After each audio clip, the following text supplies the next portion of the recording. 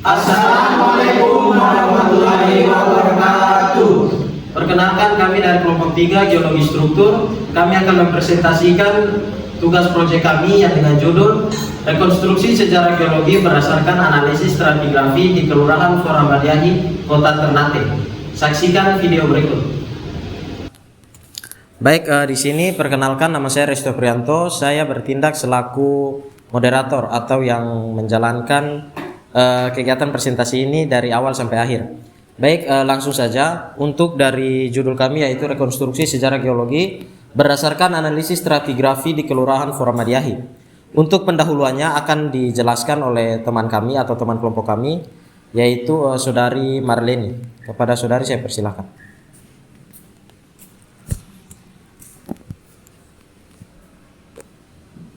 Baik, terima kasih kesempatan yang diberikan kepada saya. Saya Marleni Abu Bakar. Di sini saya akan membacakan pendahuluan. Jadi, pada setiap wilayah yang ada di Indonesia memiliki keberagaman kondisi wilayah yang dipengaruhi oleh berbagai hal. Salah satu yang menjadi pengaruh perbedaan kondisi wilayah di setiap daerah di Indonesia adalah keberadaan gunung api.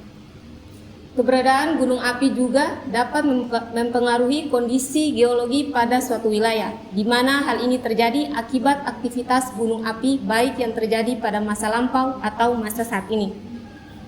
Kondisi geologi yang ada di Kota Ternate yang diakibatkan oleh aktivitas gunung berapi Gamalama menyebabkan banyak struktur geologi bermunculan pada wilayah-wilayah tertentu di Kota Ternate.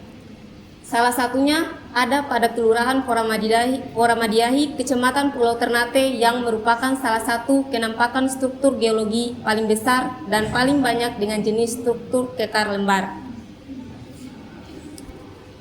Jadi Kelurahan Foramadiahi, Kecamatan Pulau Ternate merupakan salah satu kenampakan struktur geologi paling besar dan paling banyak dengan jenis struktur kekar lembar.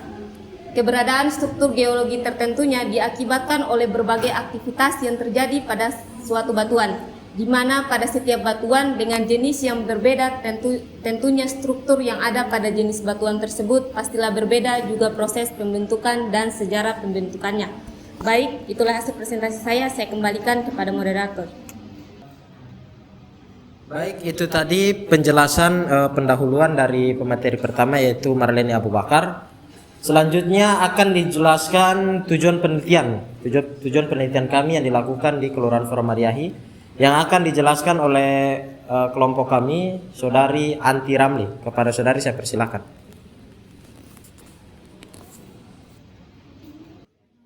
Terima kasih kepada moderator yang memberikan saya kesempatan. Di sini saya Anti Ramli yang akan menjelaskan tentang tujuan penelitian. Di mana tujuannya dilakukannya penelitian kami ini dikarenakan rekonstruksi sejarah geologi yang ada pada daerah penelitian masih belum tergambar dan diketahui dengan jelas. Oleh karena itu, penelitian dengan menggunakan metode stratigrafi ini penting dilakukan agar informasi mengenai awal mula dari batuan yang ada pada daerah penelitian kami dapat diketahui dan juga dapat bermanfaat bagi masyarakat sekitar yang membutuhkan informasi mengenai batuan yang ada pada daerah penelitian kami di Kelurahan Foramadiahi. Terima kasih, saya kembalikan kepada moderator. Baik, terima kasih kepada pemateri kedua kami yang menjelaskan tentang tujuan dari penelitian kami. Selanjutnya ada tinjauan pustaka yang menjadi perbandingan antara jurnal kami dengan jurnal penelitian terdahulu yang akan dijelaskan oleh teman kelompok kami yaitu Muhammad Ikram Sangaji. Kepada Muhammad Ikram saya persilahkan.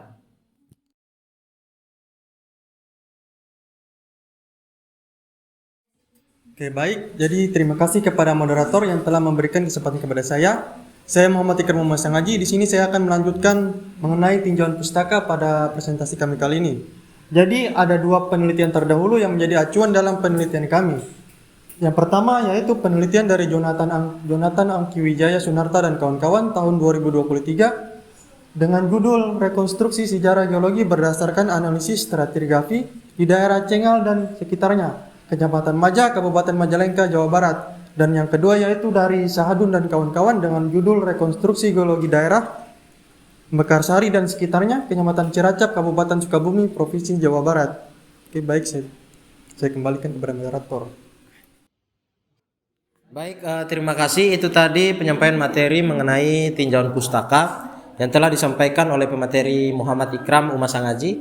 Selanjutnya untuk metode yang kami gunakan pada penelitian kami, saya akan menjelaskan sendiri.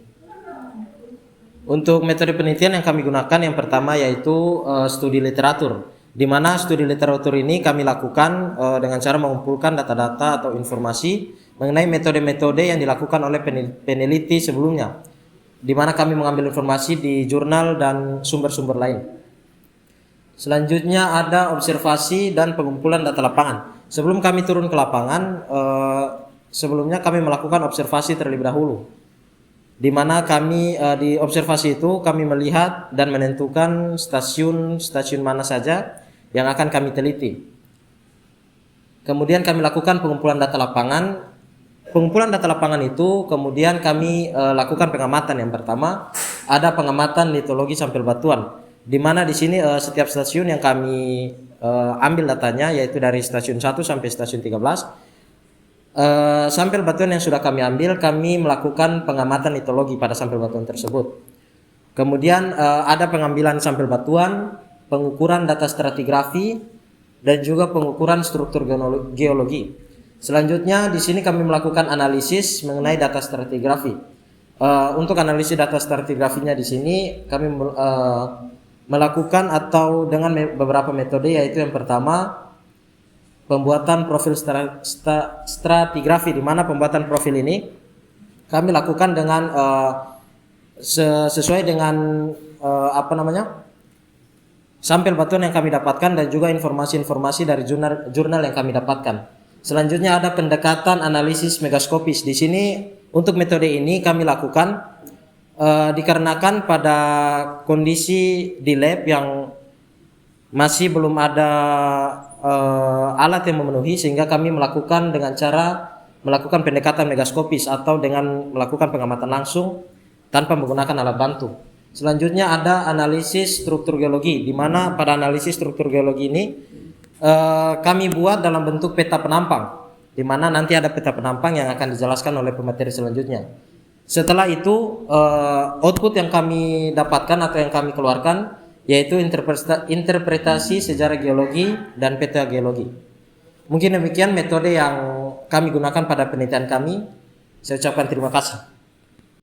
Baik, selanjutnya akan dijelaskan hasil dan pembahasan dari penelitian kami yang telah kami lakukan, yang dimana pada hasil pembahasan ini akan dijelaskan oleh beberapa pemateri.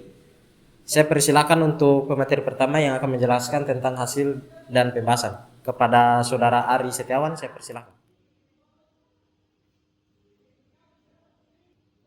Oke, baik, terima kasih moderator yang telah memberikan saya kesempatan untuk mengekspresikan hasil dan pembahasan kami. Perkenalkan, nama saya Asetan Prasetyo. Di sini saya akan jelaskan metode yang pertama, stratigrafi lokasi penelitian, di mana berdasarkan hasil pengamatan pada lokasi penelitian, analisis laboratorium dan analisis stratigrafi, telah diketahui karakteristik batuan, umur serta lingkungan penggendapan tiap batuan.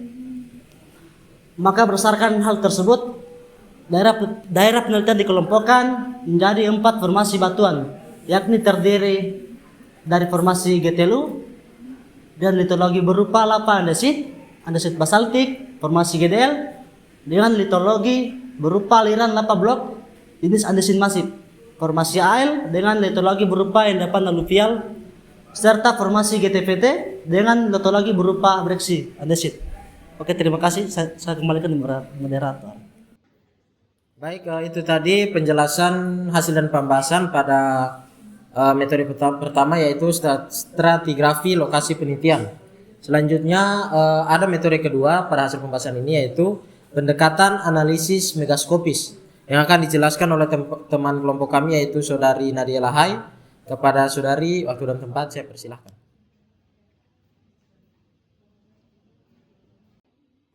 Oke, terima kasih kepada moderator yang telah memberikan saya kesempatan untuk sedikit menjelaskan mengenai metode pendekatan analisis megaskopis. Sebelumnya saya di sini akan memperkenalkan diri saya, yaitu Nadia Lahai.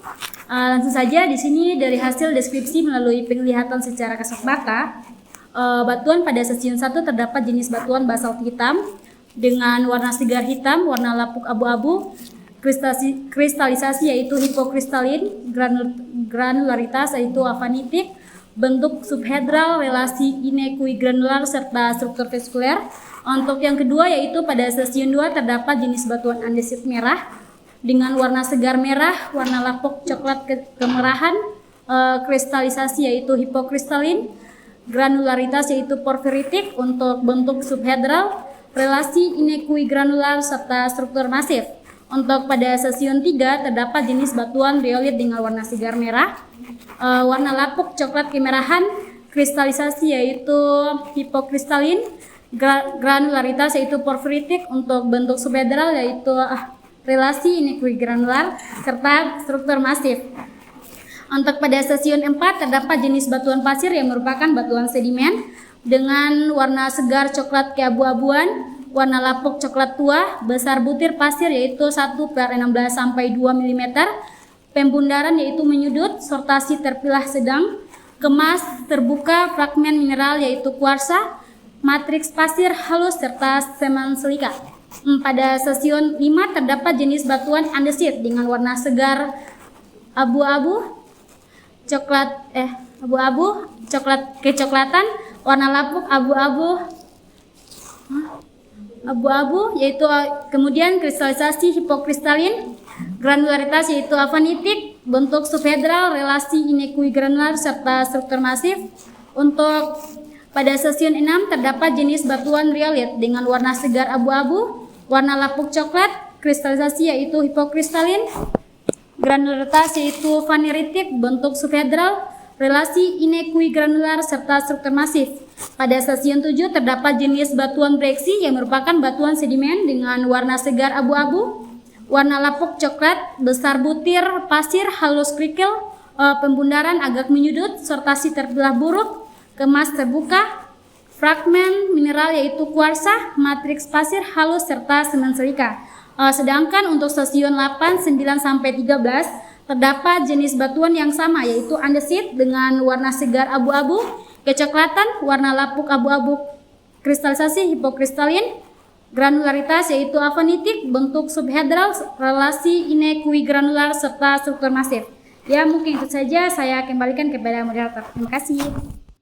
Baik, itu tadi penjelasan pada hasil pembahasan yaitu pada metode kedua yaitu pendekatan analisis mikroskopis yang dijelaskan oleh teman kelompok kami yaitu saudari Nadia Lahai.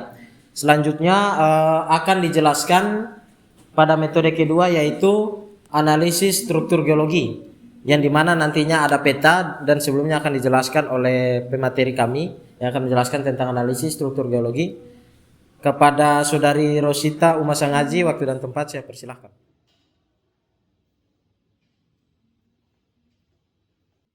Baik, terima kasih kepada moderator. Perkenalkan, saya Rosita Umasangaji. Di sini saya akan menjelaskan metode yang kami gunakan, yaitu analisis struktur geologi.